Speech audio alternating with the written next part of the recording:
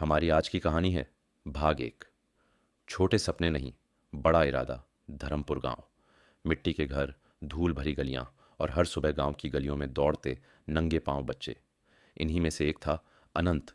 गहरा सांवला रंग, चमकती आंखें और एक सपना, कुछ बड़ा करना है जिंदगी में।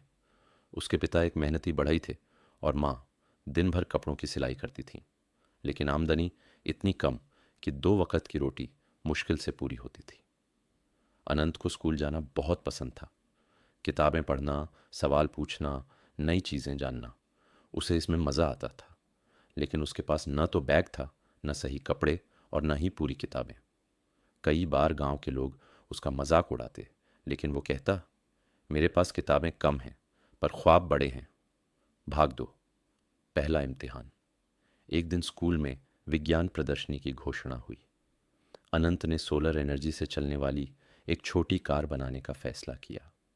वह दिन रात मेहनत करने लगा।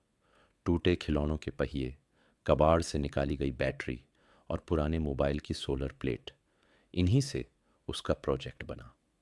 लेकिन जब प्रतियोगिता का दिन आया तो रास्ते में गिरने से मॉडल टूट गया। सभी बच्चे हंसे, शिक्षक भी निराश हुए, लेकिन अनंत ने सिर झुकाया नहीं। मैं फिर बनाऊंगा, और इस बार ऐसा बनाऊंगा कि दुनिया देखेगी, उसने ठान लिया। भाग तीन। हौसलों की उड़ान। उस दिन के बाद अनंत के भीतर एक आग जलने लगी। वह हर दिन कुछ नया सीखता, यूट्यूब के वीडियो डाउनलोड करता और गांव में आने वाले किसी भी इंजीनियर से बात करता। धीरे धीरे उसकी पहचान गांव के नन्हे वैज्ञानिक के रूप में होने लगी। गांव के बच्चे अब उसे ताने नहीं, सलाह लेने आते।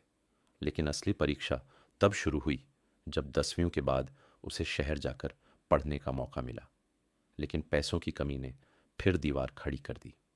भाग चार। जीवन का सबसे कठिन मोड़। पिता ने अपनी कुल्हाड़ी बेच दी, माँ ने अपने गहने गिरवी रख दिए। तब जाकर अनंत को शहर के एक सरकारी स्कूल में दाखिला मिला। वहाँ की जिंदगी नई थी। लोग स्मार्ट थे, अंग्रेजी बोलते थे और मोबाइल फोन आम बात थी। अनंत शुरू में डर गया, लेकिन उसने हार नहीं मानी।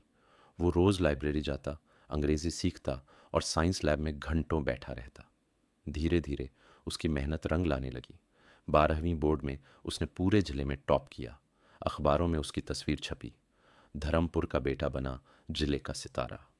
भाग पाँच। आईआईटी का सपना। अब अनंत का सपना था आईआईटी में जाना, लेकिन कोचिंग के लिए पैसे नहीं थे। वो दिन में दूध बांटता, शाम को बच्चों को ट्यूशन पढ़ाता और रात को खुद पढ़ता। कई बार भूखा सोता, लेकिन कभी किताबें नहीं छोड़ी। जब रिजल्ट आया तो पूरे गांव में ढोल बजने लगे। अनंत ने आईआईटी बॉम्बे में एडमिशन पा लिया था। भाग 6। नई दुनिया, नई चुनौतियां। आईआईटी की दुनिया अनंत के लिए बिल्कुल नई थी।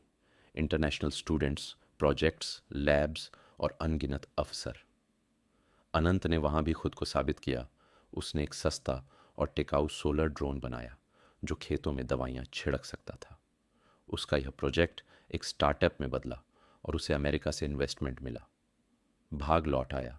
गांव का बेटा 10 साल बाद। अनंत एक नामी वैज्ञानिक और उद्यमी बन गया था, लेकिन उसने कभी अपने गांव को नहीं भुलाया।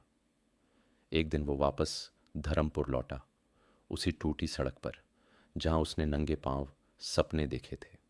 उसने गांव में एक इनोवेशन लैब बनाई जहां बच्चे अब खुद प्रोजेक्ट बनाते हैं।